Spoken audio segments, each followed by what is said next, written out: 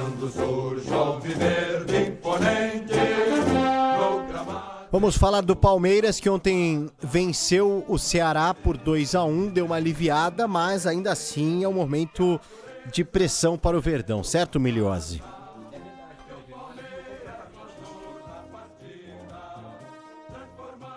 Calma aí, Bruno Miliose. Agora sim, vamos bom. lá. E é verdade, PDV, não aliviou muito não o clima pro Palmeiras depois dessa vitória contra o Ceará. Evidentemente que era importante, obrigatória essa conquista contra o time do Léo Condé. O Palmeiras tinha que vencer para seguir brigando, seguir próximo de Cruzeiro e Flamengo, mas evidentemente que o desempenho não agrada.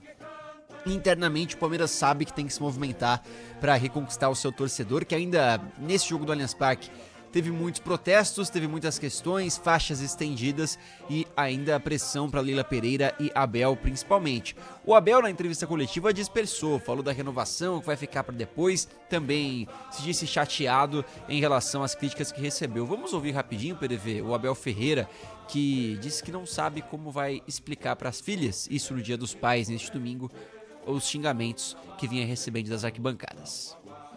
Quando chegar a casa hoje vou perguntar, as minhas filhas vão me perguntar o que é que se passou. Hoje correu tudo bem, mas é difícil justificar às minhas filhas o que se passou há 3 ou 4 dias atrás. Elas estão aqui comigo já há muito tempo e não entenderam. É difícil explicar para elas porque é que o pai foi xingado, a torcida. Mas como hoje é Dia dos Pais, elas seguramente que me vão presentear e abraçar como sempre fazem. E como elas já disseram publicamente, quando o pai ganha é do Palmeiras, quando perde é delas. Ô Bruno, você que fez a pergunta ontem, será que as filhas do Abel, quando ele chega em casa, eles falam: papai, por que você chutou o microfone? Papai, por que você fez gesto obsceno? Papai, por que você tratou mal a jornalista da Rádio Band News?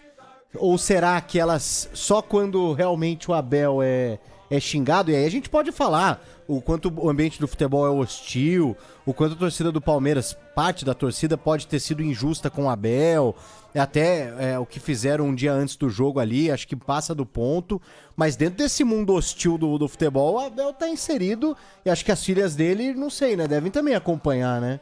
O Abel, evidentemente, há tempos não tem uma postura tão agressiva, assim podemos dizer, tentou se acalmar, ele mesmo falou sobre isso no começo desse ano, tentando mostrar uma personalidade um pouco mais calma, mas realmente é um cara que já contribuiu e muito para que a gente veja esse tipo de ação lamentável no futebol, como ele já fez, como você mencionou, chutando o microfone, sendo grosseiro em entrevista coletiva.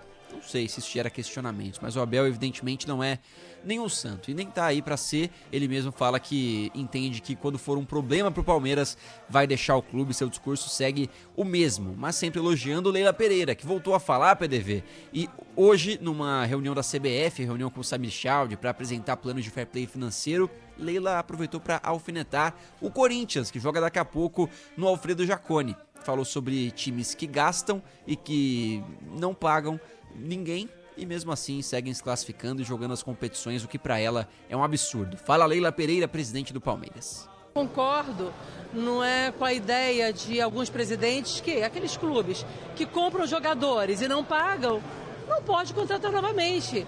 Gente, o Palmeiras mesmo é um clube que ele paga rigorosamente em dia. Clubes, profissionais, atletas, a gente não atrasa um dia, tá?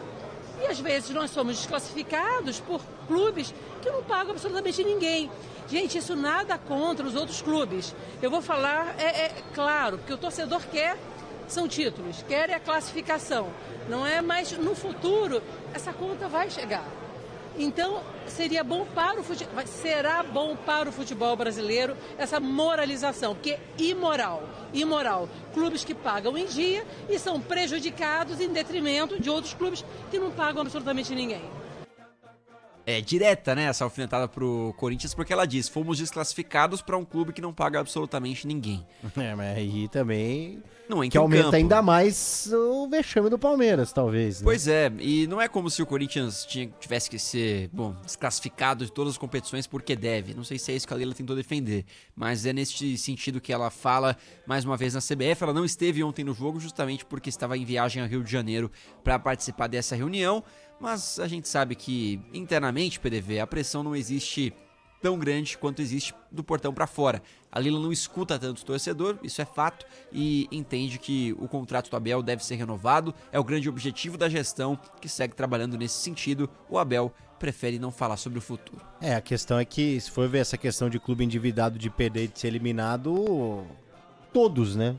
Só o Palmeiras que não, talvez, faz o e o campeonato Flamengo. Palmeiras, Flamengo e Atlético Agora, Paranaense, nem isso. o Samir Chaldi deu uma entrevista para Mônica Bergamo, da Folha, ontem, e ele falou a respeito dessa questão do fair play financeiro, que é uma necessidade, mas é preciso que aconteça uma organização, primeiramente, para que permita que os clubes, a partir de um dado momento, consigam, né? Agora, assim, não adianta você começar do nada, agora tem o fair play financeiro, você acaba o campeonato.